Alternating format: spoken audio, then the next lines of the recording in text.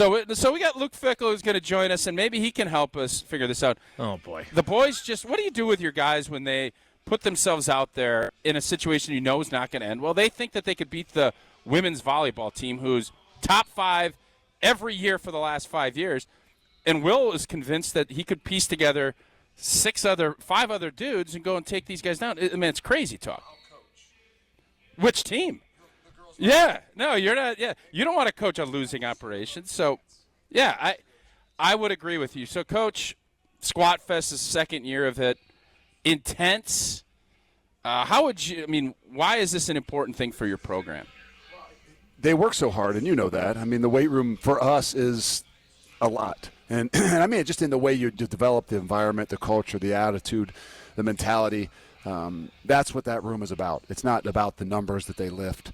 It's more about how do you back yourself into a corner and how do you continue to battle to fight to get out. And this is one of those days where you do that, but it's a lot of fun. And you get to challenge guys in different ways. You get to see guys be challenged in different ways. But you really get to see how guys kind of come together, and I mean that as a whole, because the offense will go and the defense will go. So you see a lot of things that you don't see throughout the summer because you do it in smaller groups. So to me, it's a great day, but it's a great day for those guys because they love to work and they love to finish up a Friday and earn the weekend. Get a little weekend off, and I'm betting you're nervous. Like this is the time of the year when you let your guys go. Yeah. You want them to go have fun, visit their family, but I'm guessing this is the time of the year. I know NFL coaches, when they let them go from mini camp until they report, it's always, man, I just hope I don't get a text message at 1 o'clock in the morning. We want to make sure we know who they're with and where they're going to be at. And, there's a balance. You got to have trust. So it's not like you can keep them the whole time. We want them to be able to have that ability to, get away a little bit. But, when they are back home, sometimes they're not always around the people that have invested the same things. And not that they're with bad people. It's just you get into situations you don't recognize your surroundings. Not everybody has the same thing invested into what they're doing and what you're doing. And so you're right. When they're away, that's the time I think all of us coaches worry the most. How much different is this year's Squat Fest than last year's?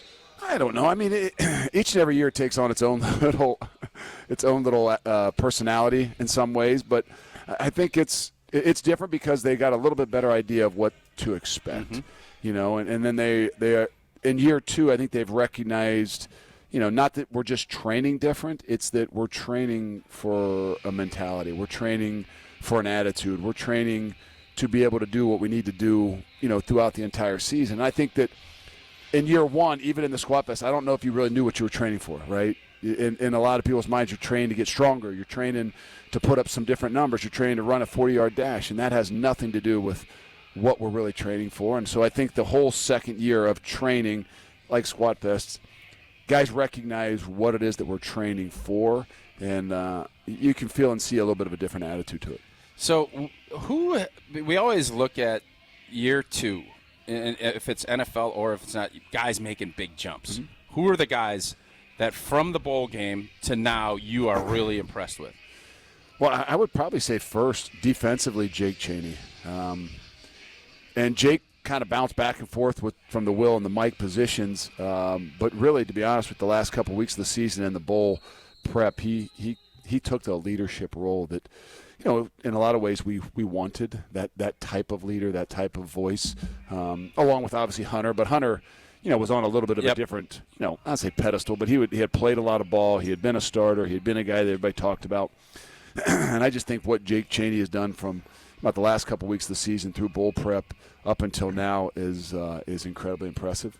And you flip sides on the other side, and there's a lot of guys that Will Pauling had a great year. He continues to do a great job. His leadership has, I think, gone off the charts. He's done a phenomenal job. I realize he's so funny, too. He's putting out a reality show with him and his crew. When they asked me some of that, I said, who could do the best impersonation? I said, well, I can assure you that Will and Quincy are they definitely think they do, yeah. They have the personality to do it. But I would say Jack Nelson has had as good a off-season from kind of that last end of the bowl game, until now, just in a lot of ways. And a guy that obviously has played a lot of ball, had a lot of expectations. But I just think he's kind of really grown and taken off in a leadership role and in this role in this weight room. And that's what I mean by year 2 of understanding what it is that we're really training for. We're not training for those numbers. They come and they they look better, but we're training for a mentality. We're training for an attitude. We're training for a way that which we want to play. Talking with Luke Fickell from Squat Fest 2024. Is the lighting like that at all lifting sessions or just for Squat Fest? It's really just this day. We don't get as much into the lighting and the theatrics, but the energy is not much different. I mean, really, if you come in here on a heavy squat day, you come in here on almost every single day. I mean, there's not a light day where they don't. It might be a shorter, it might be a 45-minute or 50-minute lift, but it's going to have the similar intensity with the similar type of pace, just not the theatrics of everything else. Well, let me shift gears before Tausch has to point out that I don't spend nearly as much time in the weight room and all the other great things. I'm like his Quincy to his Will Pauling with the grief that I take from him. I am curious, though. You talked about year 2. Well, it is year 2 for you and some of your guys, but obviously there are a lot of roster changes with the transfer portal. So what are the challenges to build on in year 2 when you're doing it still with a different quarterback and a lot of different pieces? How has that process been? Well, I think the biggest thing about year 2 is leadership. And leadership is always important, but I think what I'm saying, like, even though we brought in some new guys and some guys that are going to play some significant roles, I think when you're in year 2 and you've established some leadership, I think it's a completely different mentality. It's a completely different program. And that's where, to me, more than anything, I feel really good about what it is that we're doing and where we're at. And we've mentioned the names, but the Hunter Wohlers and the Jake Cheneys and the Jack Nelsons and the Riley Mallmans and those guys have really are different in what their leadership is like and what we even had last year. And for us, I think that's a really big thing. We keep talking about the weight room. It's understanding what you're training for. It's understanding what you're practicing for. And, the way you do anything is the way you do everything. You can say that, but until they recognize, until the leadership within that locker room takes charge of that, it's hard. And so with having those guys in really second-year established leadership, I think the new guys coming in have a great opportunity to kind of, be thrust into what it is and understand what the expectations are like.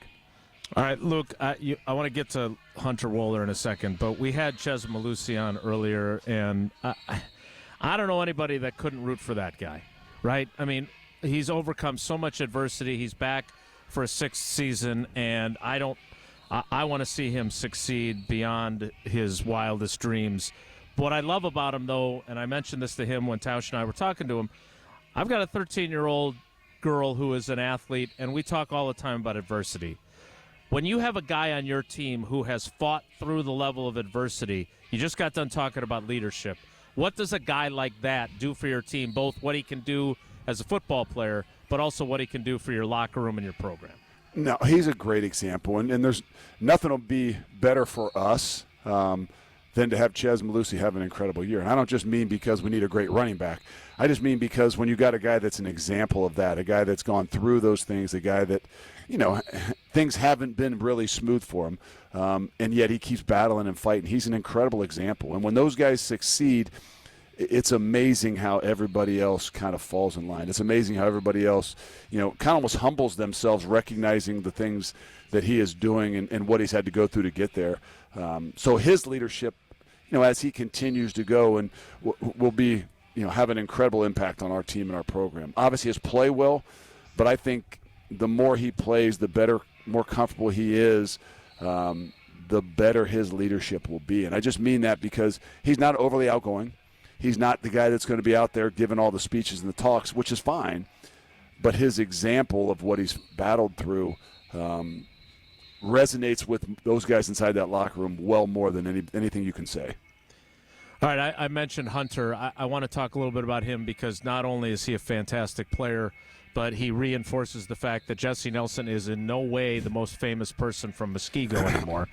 I am curious, what exactly does he do for you as a player, and what is his, I don't want to say ceiling because who knows how high that can go, but he is a special talent. What does he do for that team? Oh, he's a great leader. And when your best leaders are your best players that are your best workers, that's what gives you the best chance. And that's what I mean by, every year is a little bit different, but for us and, kind of what I expect, what we expect in our leadership is a little bit more aggressive, is a little bit more outgoing, is a little bit more, I'd say confrontational at times. I mean, there's an expectation to how tough leadership is, and it's not like it's hard to learn. It's hard to do sometimes because you're amongst friends and people like that. And what Hunter Wohler is and does, like we talked about with Ches, gives us an opportunity because he is one of your best players, if not your best player. He is one of your hardest workers, if not your hardest worker. And he is one of your best players, And when those things combine together and all of a sudden he is a guy that kind of takes that leadership role and wants that leadership role, it means a lot. And to be honest, he's a better football player than he is in all this other stuff. He tests well, and he's up to 215. I think he was, 205 pounds last year. He's 213, 215. He's running really well. He's all those things combined, but yet he's got the heart and he's got the football natural instincts that he plays above even his God-given abilities. All right, Luke, last thing for me, because we would keep you forever, and you've got more important things to talk to Tausch about. But last time we had you on, I think it was, correct me if I'm wrong, it was in advance of the Big Red Rally at the Italian Community Center in Milwaukee. And we talked about the menu and everything else. But during that conversation with us, Tausch asked you about Mike Vrabel. And if I heard the audio correctly, you suggested that you thought maybe you were just on, talking to Tausch in his basement. I actually yeah, I do show remember that basement. now that you mentioned that. I don't know. I thought that this.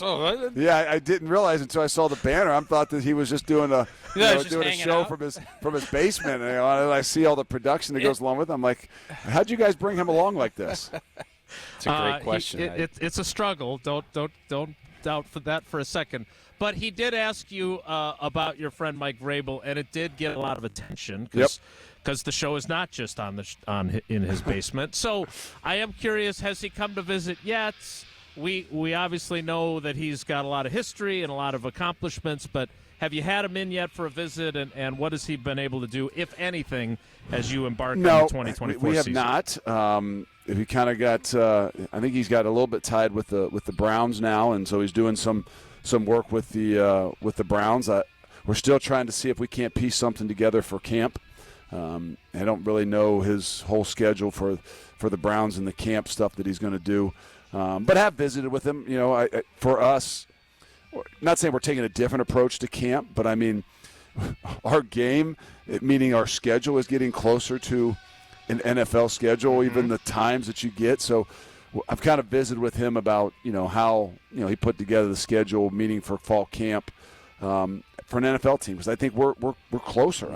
We're not an NFL. I'm not saying that, but we don't have the numbers and the limitations. But when you look at the schedule and you're seeing week in, week out, you're seeing obviously game 3, game 4. I mean, you're going to have to be in I think in a little bit different place. You got to be smarter with the guys you got and how you go about doing, especially fall camp. So I visited with him and picked his brain on some of that and some of the things that he would think are different dealing with, the NFL schedule as opposed to what we've always kind of done college-wise.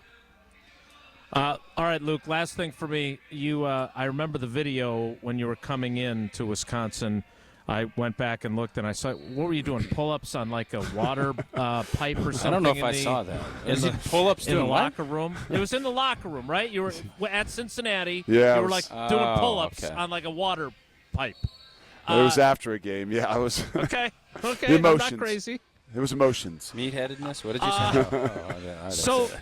So do you participate in Squat Fest? Because Tausch has got a bulky knee. Did you jump in there? So he can't take part. Some of the guys asked me, say, Coach, where were you for the squats? I'm like, if you didn't see me, you guys started at 7. I started at 6. I wanted to make sure that I was completely done by the time the bar doesn't really go on this back anymore. I'll mix in there with a few little things, but surely not a bar on the back. That's for sure. All right, Luke. Everybody's got a little time off. Jason has no hobbies. What are your hobbies out? I mean, football now with recruiting and re-recruiting and all the portals and everything else. There's not a ton of time. You have a little time. What are we doing?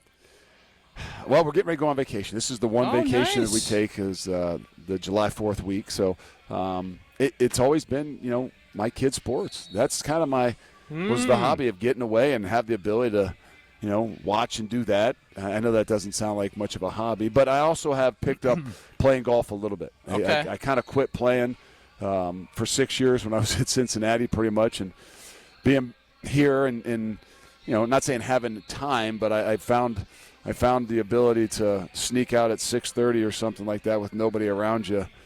Pretty relaxing, Yeah. even though as bad as I can be. But nobody sees it. But nobody sees it. Yeah. So other than that, it's pretty standard. We're on vacation right now, and I'm going Nice. to be in here watching these guys work out. So, last one. You had a party. I didn't get invited to it with Kelly Sheffield and Gardo, and Kelly Sheffield came and said his recruiting started. He's taken calls. His whole recruiting starts on a Saturday. He's had a pool party at your house, and he's got almost everything wrapped up on Tuesday. And I said, that has to make the other coach. You guys had to be looking at it saying, I got to re-recruit and grind and do this in 3-4 years, and you're looking at it like this. Was there a little bit of jealousy as far as how his process There was a goes? lot of jealousy as he walked away and picked up like the number 1, number 2 Oh, player we in got the 3 of our country. top 5, and we're Yeah, done. we just wrapped up a number 2 player in the country, and we offered her 2 days ago. I'm like, well, when you're top 5 every year and Yep. national champs, I guess you can do that. So, it was.